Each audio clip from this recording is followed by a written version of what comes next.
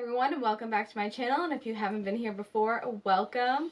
My name is Camille and this is my reselling channel by Camille, and today I just kind of wanted to talk about how I approach thrifting at a thrift store and kind of my perspective on the whole thing.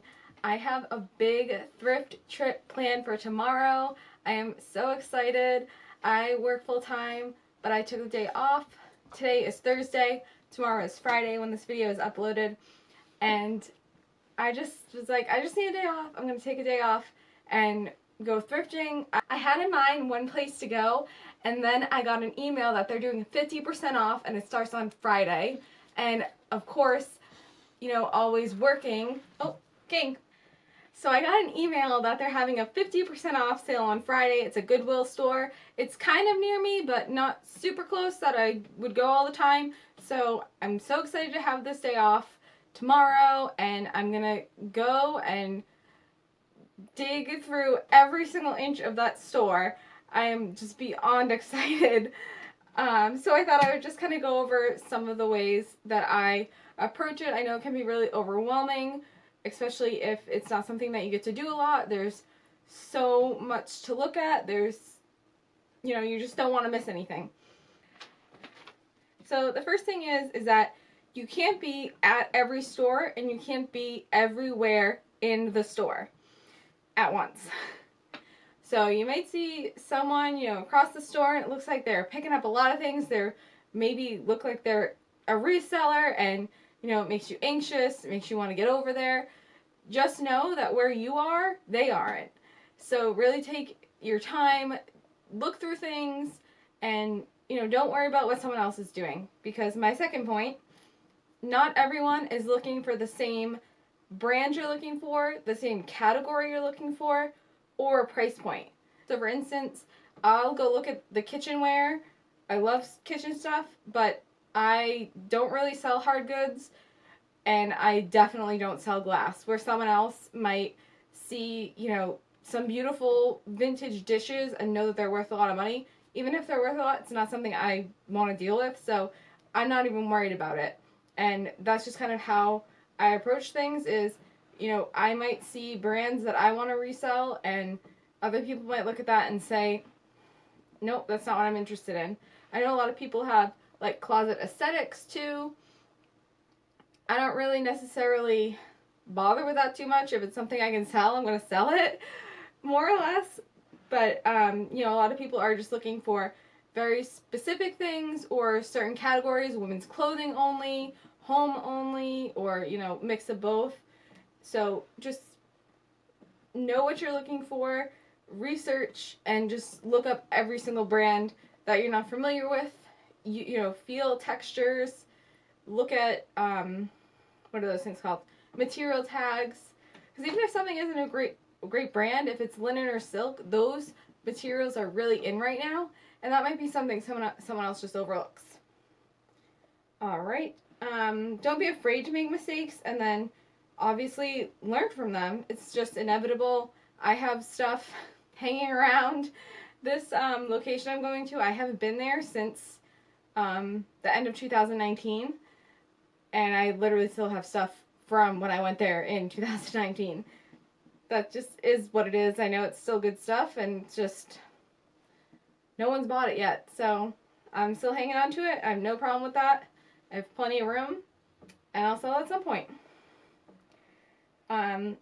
Also, just like another comparison thing, like, don't put all your eggs in one basket.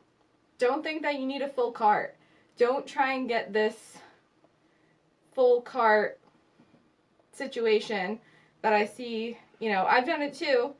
Full cart is fun, but don't feel like it has to happen to you every time, because you might blow your whole budget in one store just trying to make that big purchase, and you go to the next store and you're like, oh no, look at this entire section of beautiful, perfect dresses. So just be picky.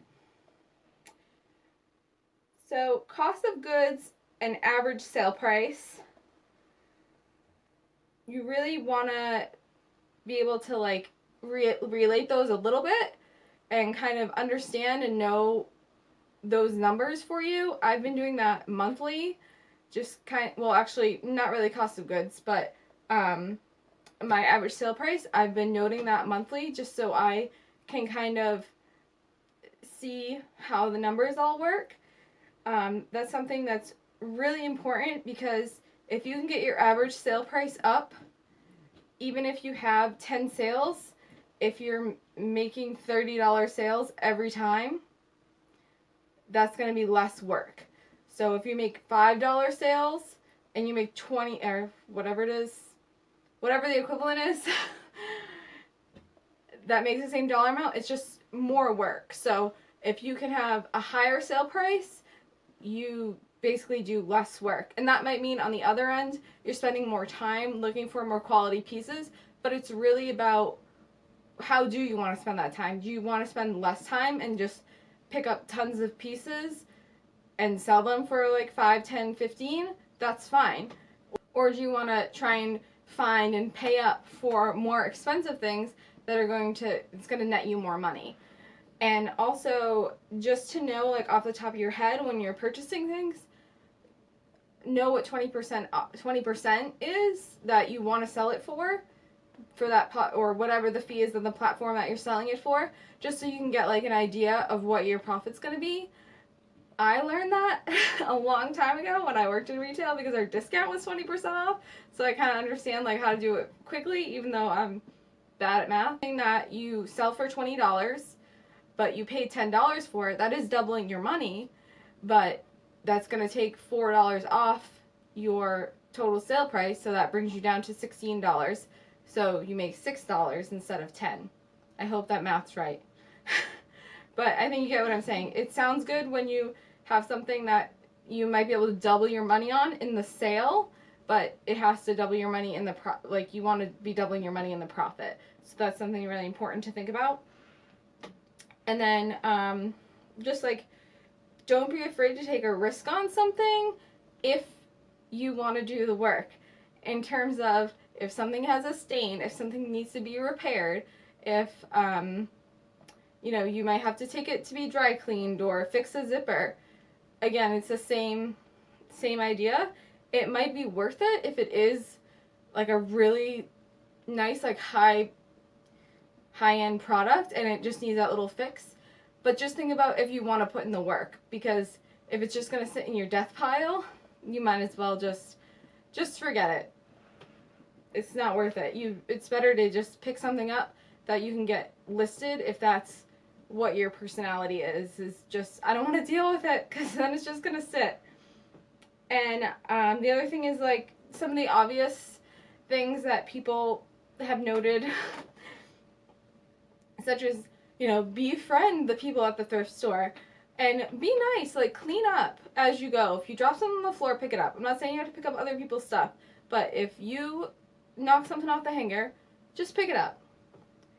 It makes it better for everyone, and you don't want one day that thing to be on the floor, something that could net you $100, but now has a big freaking carriage mark on it. So, and if you do it, other people might see you doing it and take that example. So it just makes everything better. And be on the email list. That's how I found out about this 50% off sale. I'm so excited. Jumping for joy right now inside of my heart. So anyways, I thought that I would just go over some of my sales for the last 3 months. This is just really like very basic information. So for January, I did 4 sales on Poshmark and 2 on Mercari for a total of $59.73. And so my average sale price was $9.96. And like I said, I don't have cost of goods. How I'm going to track my expenses going forward is kind of be like money in, money out. So I might know cost of goods offhand for an item here and there, but I just think it's going to be a lot simpler for the amount of inventory that I currently have / hoping to get if I just do like the averages, or not averages, but like just every month what I'm spending. And you can let me know how you do it, if you track by item or if you do another method. I would be interested to know. And so February, I did 11 sales on Poshmark, and I did 1 sale on Mercari for a total of $344.46 at an average sale price of $28.70. So from January to February, my average sale price went from $9.96 to $28.70. And that was all basically because of one sale was $225. I sold a pair of boots, and that shot my average sale price way up. And in March 2021, obviously, I did 8 Poshmark sales and 2 Mercari sales for a total of $145.81, and my average sale price was $14.59. So that is definitely something that I'm interested in tracking, just to kind of see how I can get the total number of sales down and the total average sale price up.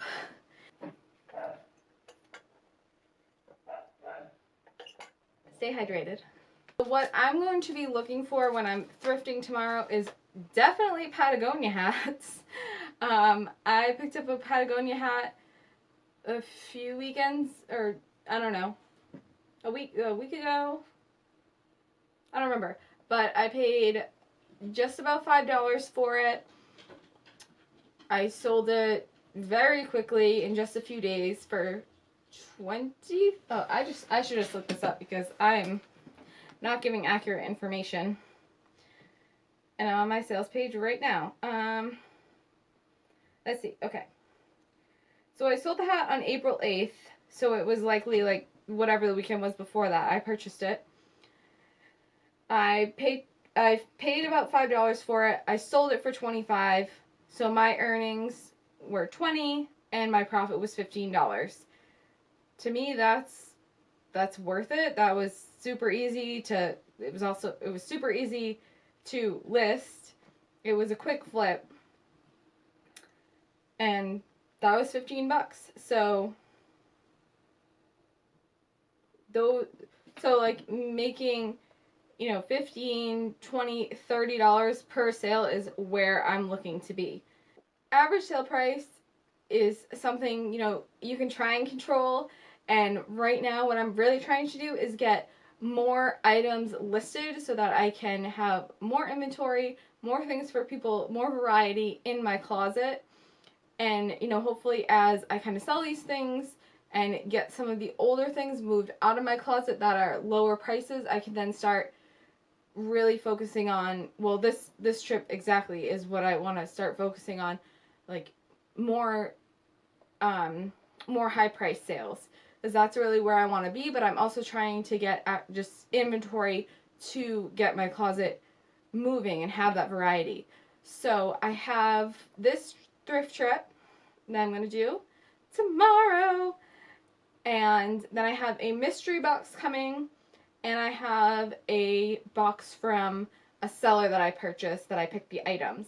I will likely be doing a video on maybe the mystery box and the box I bought from the seller together, just because I think that would be fine to go together. And then I might do like a thrift with me for this trip, but I don't know if I'm really going to want to, because I have the whole day, but still it's a limited amount of time, and I just kind of want to like really dig in and focus. And I will obviously do a haul for that trip, which I hope is a nice big one. I probably will go to more than one place depending on what it is. I'm hoping that because I'm going on Friday, there's more. I don't really know if that's true. I know a lot of thrift stores still have plenty of inventory, and another thing is they put stuff out all day long. So like, just because you get somewhere at 9 a.m. right when it opens doesn't mean they're not going to pull out a full rack of stuff you want the second after you leave. So keep that in mind too with your thrifting perspective. Thank you so much for watching. I hope you subscribe. Comment below what you want your average sale price to be. And I will see you next time. Bye.